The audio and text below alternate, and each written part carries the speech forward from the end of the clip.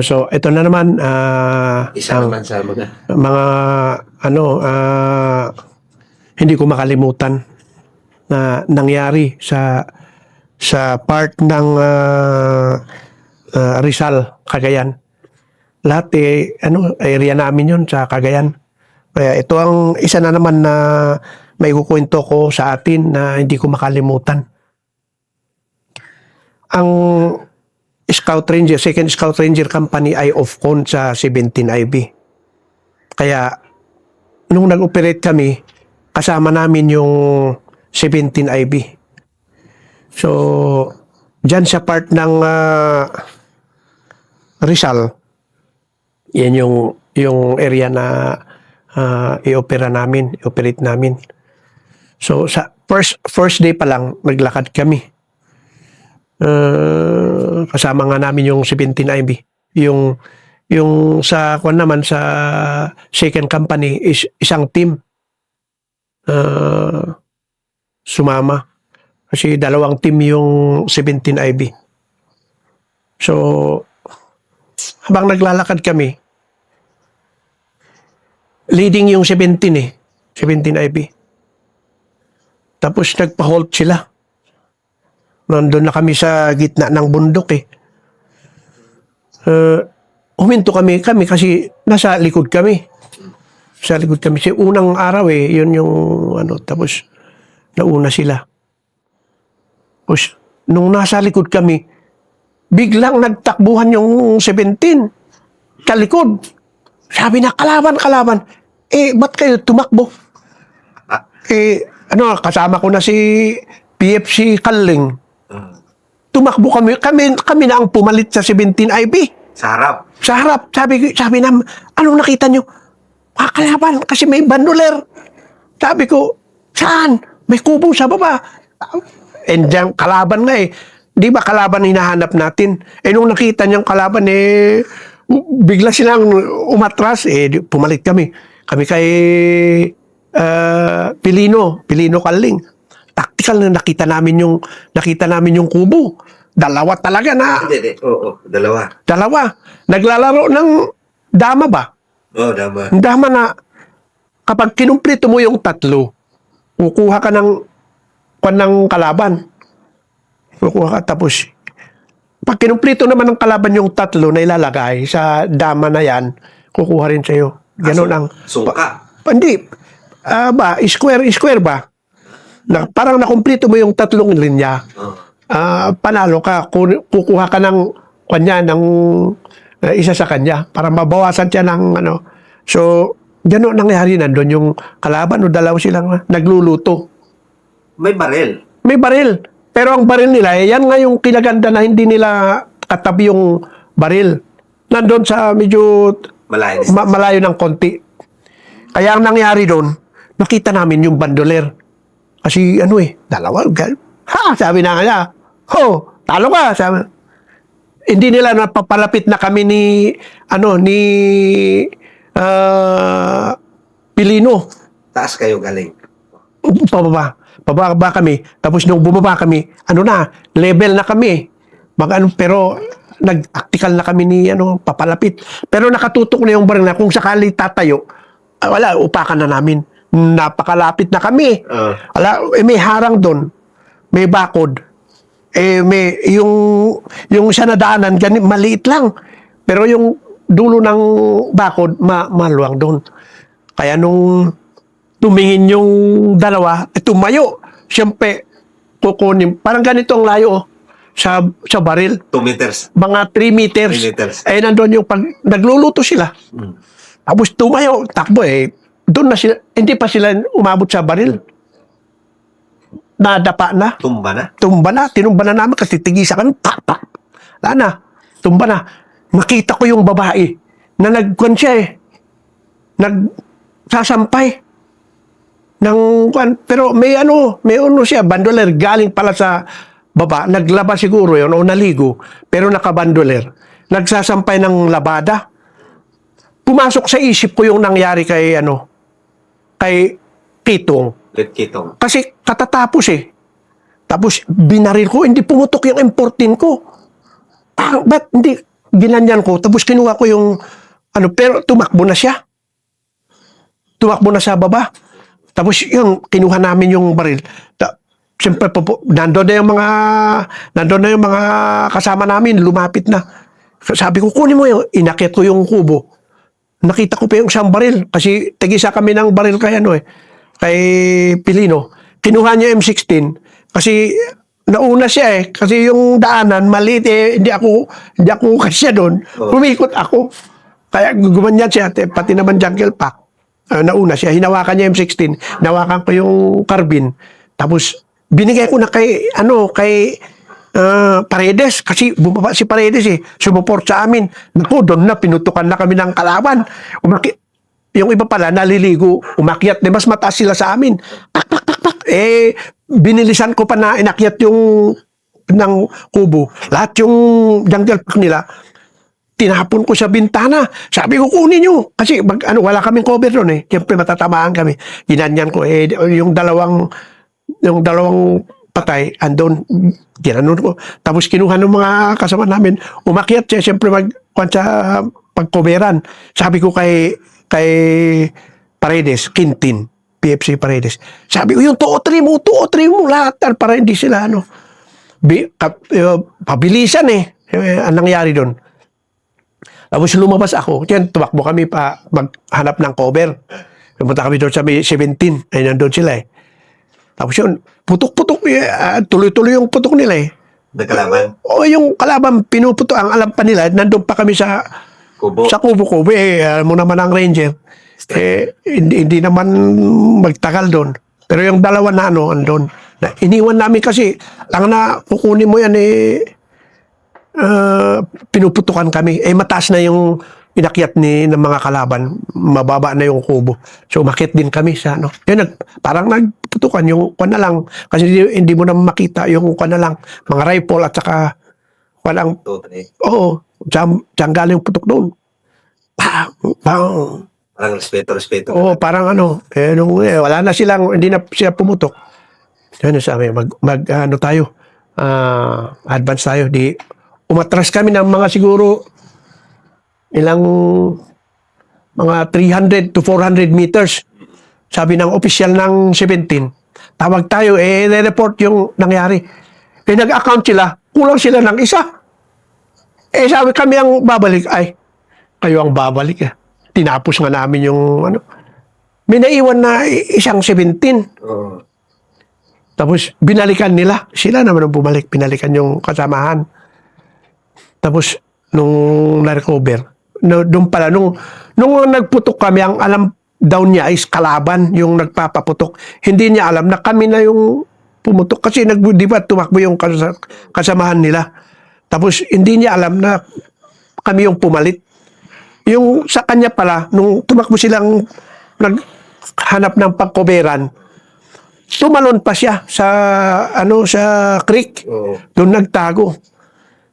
Kalimutan ko yung pangandi ko kanyan kasi yung mga bagong private graduate ng engineer yun.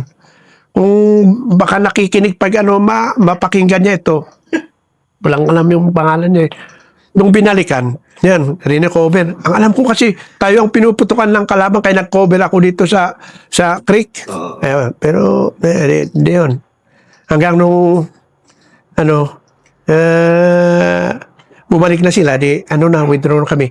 Pumunta kami sa barangay, ni-report yung kukunin mo na yung katawan ng dalawa. Yung patay. O sa mga barangay officials. Yung 17 na nakikor dito, wala na kaming kwan doon. Basta kami nag-secure doon. Pero yung baril, kuha nyo na? Kinuha namin yung baril. Nasa sayo? Hindi. Na-submit namin sa second company. Kaya lang, yun na yung parang low moral din yung ibang hindi namin alam na nagpe-prepare pala para sa yung lakad sa Manila. Yung Saku. Kudita. Kaya instead na kami ang unang ma-promote doon, sino maglakad? 1989 yun. Ongoing yun ko. Kami na yung tinawagan si CEO na ganito yung tropa mo, prepare mo. katatapos yung laban namin. Kaya, nakita ko yung mga baril. Sabi ko ba, nakala ko isasubmit nila. Nakita ko yung first sergeant namin noon. First. Kanya-kanya silang tago. Siyempre, wala kami magawa. Kinuha ni first yung shotgun. Kinuha ng opisyal yung M16 at saka tapos nilagay sa likod ng pintuan. Sabi ko, bakit doon? Na-recover sa supply. Nung umalis si First, kinuha ko rin. Sabi ko, ako nag-recover dyan nilipat ko. Ayun, ang nasa akin ngayon. Pinag-hunting ng mga dyan sa, binibigyan ako ng, kung meron siya ma-hunting, bibigyan ako ng, naman. So parang remembrance mo. Parang remembrance, hindi ko 1989, hindi ko makalimutan yan. Yan yung parang recover na hindi na na-submit. Kasi kudeta na. Nung pagkatapos yung kudeta, dissolve naman ng regiment. So, Shotgun lang yun. Shotgun, yung Pero, kung minsan nakakatuwa, So, grabe din yung karanasan mo, Master. Oo, talagang hirap pero ano tayong magawa? Ganun talaga. Wala naman. Wala kasi yung dala-dala. Wala naman. Kaya lahat ng lakad namin noon siyempre ingat at saka dasal. Yan lang naman ang kuwan natin.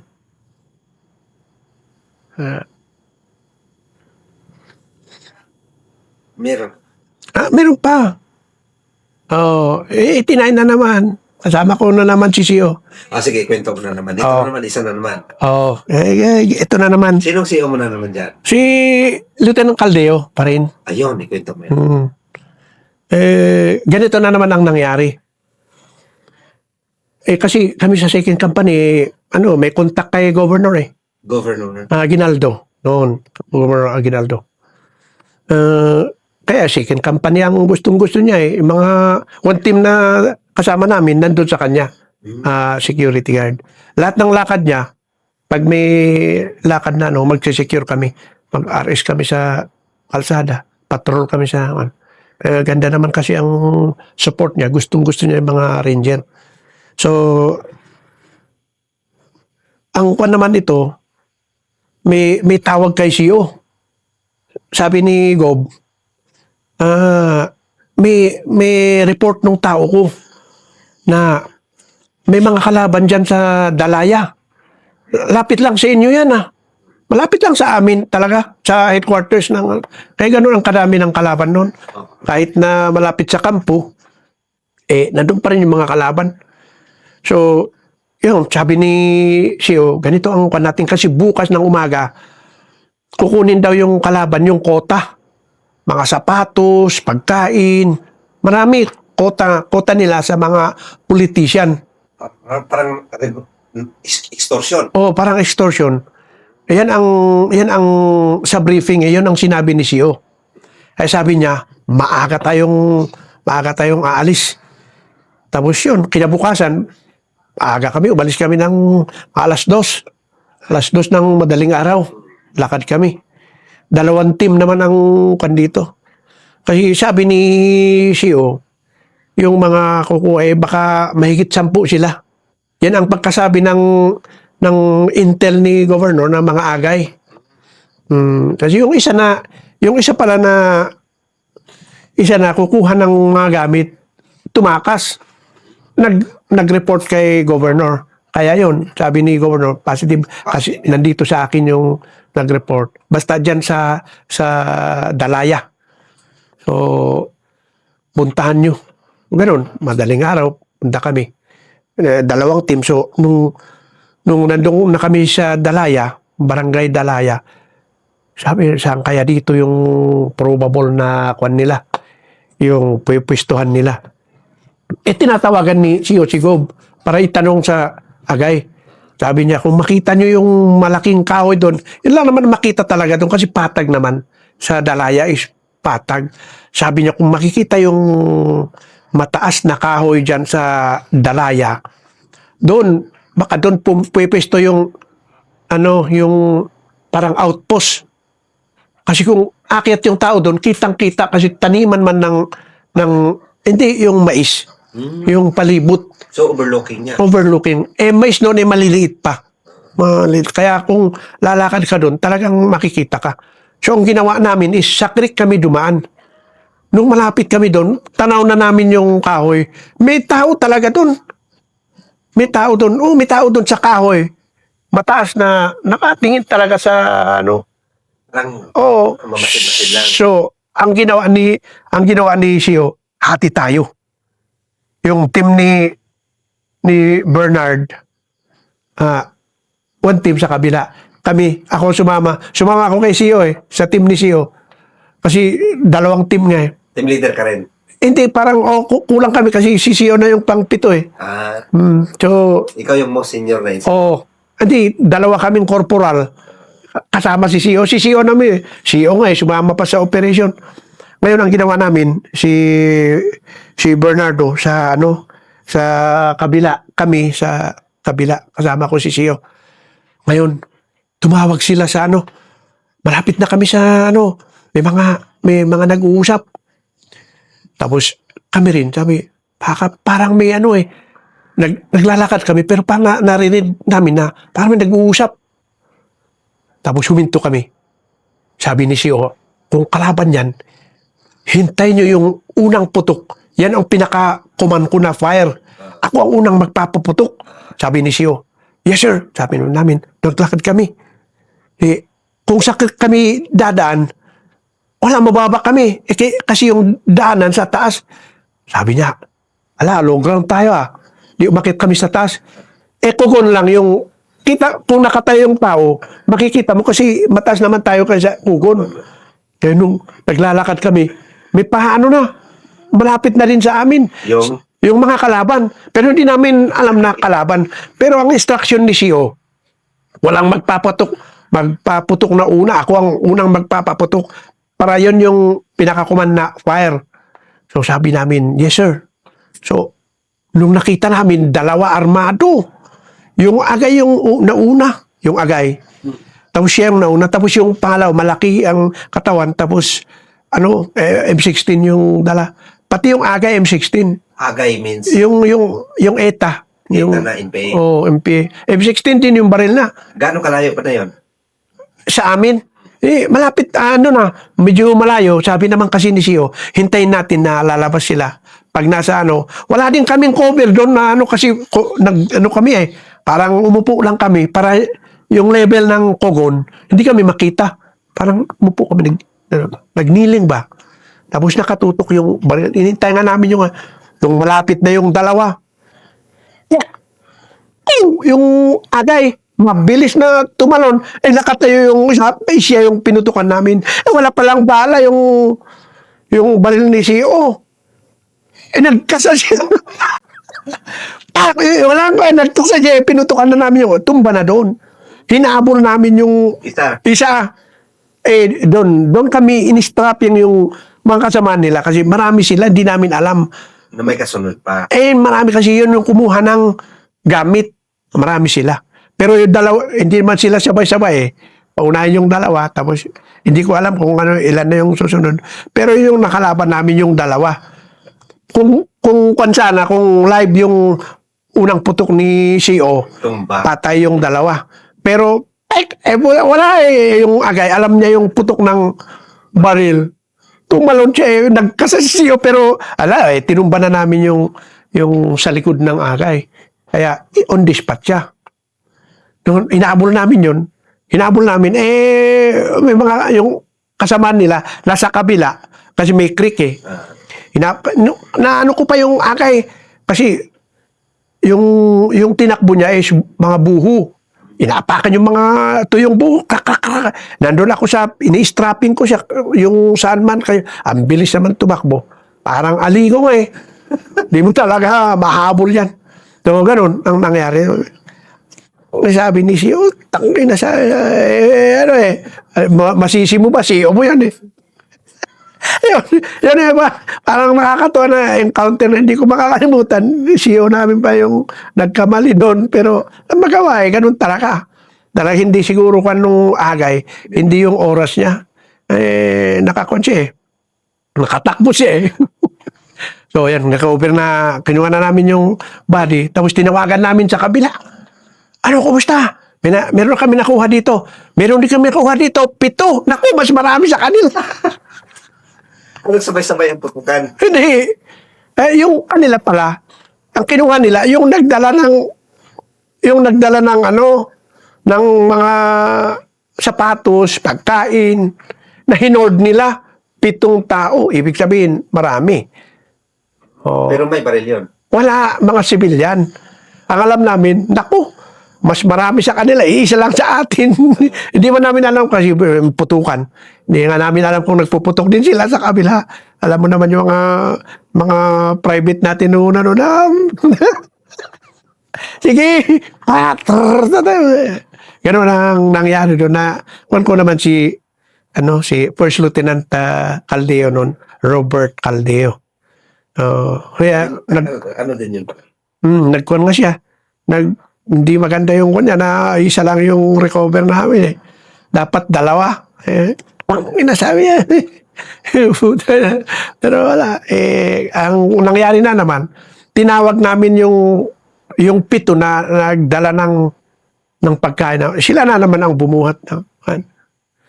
Tapos, kasi yun, nung nakita ng mga sibilyan, kaya pala ako, nung binuksan niya kaagad yung mga sapatos, sinuot niya.